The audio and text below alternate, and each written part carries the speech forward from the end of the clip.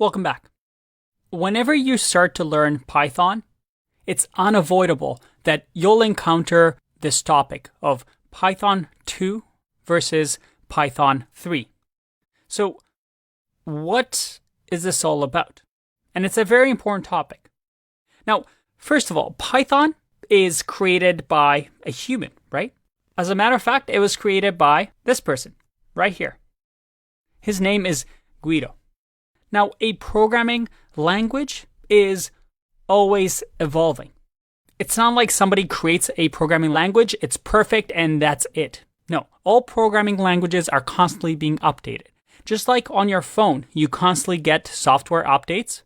Well, a programming language is constantly evolving to make it better and better because nobody gets it right the first time. And by the way, this is a great video that I'm going to link to. You can check it out in the resources. Now, Python was created in 1991 by this gentleman, and it was actually created with the name from Monty Python, which was a British comedy group. But like I said before, the language is always evolving. And in 2008, Guido decided that, Python version 2, which has been used for a very long time, had some things that he and the community wanted to change. So in 2008, they decided to create Python 3, a new version of the language. Here was the tricky part. You see, when you update software, let's say on your phone or even on your laptop, you expect things to keep working, right? Updates are usually good, they're improvements.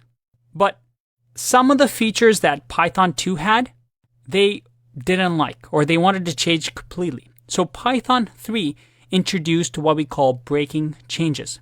That is, if you updated to Python 3, remember the Python interpreter, the C Python translator that we've been talking about? Well, as soon as you updated that, your Python 2 code wasn't really going to work. It's like updating your phone and then all of a sudden all your apps stop working. That doesn't sound very good, does it? That's pretty much what happened in 2008. Most companies that wrote their code in Python version 2 just kept Python version 2 because, for them to upgrade meant that they had to go through their code line by line and make some changes. Now, these changes weren't that significant. For example, I'll link to some resources, but don't worry, these are topics that we're going to cover throughout the course. But different things wouldn't work. For example, the print function, which we've learned about, in Python 2, it didn't have the brackets. It looked like this. And Python 3 used the brackets. So all the code that had print like this would break. Now, the differences themselves aren't that big. I mean, you can read through them and we'll talk about this in the course, but overall, you can learn them in a day. That's why when we learn Python, most of the time we're learning Python 3, but you can use the same knowledge with the older version of Python. Now, you may see some Python version 2 code out there for companies that haven't upgraded, but it's now what we call legacy. That is, come 2020, it's going to stop receiving security updates. So the community, Python community as a whole, is saying, hey, everybody start using Python 3 because we're going to stop maintaining Python 2. So we're going to learn the most up-to-date version 3 in this course, but we're also going to touch on some older topics that Python 2 covers, just in case you encounter them when you work for a company that perhaps still supports legacy code. But as I mentioned, the whole community as a whole is moving towards Python 3. This website, for example, shows you how many big packages, popular Python packages, which we'll talk about, support Python 3. In our case, there's only 4 popular packages that don't support Python 3. So what I'm saying is Python 3 is the way to go. It's the way of the future. That's what we're going to learn in the course. But I want you to be aware of the historical context.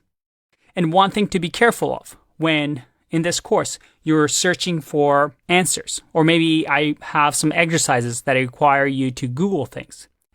For example, if we go to the Python documentation, which is the reference of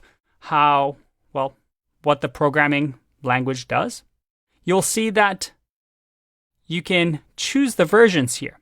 And you always want to go with the latest, but you might find some answers online that still use Python version 2. So you want to make sure that when you're searching for answers that you don't encounter any legacy code. Like I said, 95% of the time it's mostly the same, but you usually want to keep current with the language. It has the most community support, most up-to-date, most secure language. So, just a quick note about Python 3 versus Python 2. When you hear the word Python, people are generally just talking about both Python 3 and Python 2. And if you remember, in our REPL, when we created our first program, you see that you're using Python version 3.6. This is the default standard version that REPL comes with. So right away, we know that we're using Python 3. Awesome. It's up to date. It's new.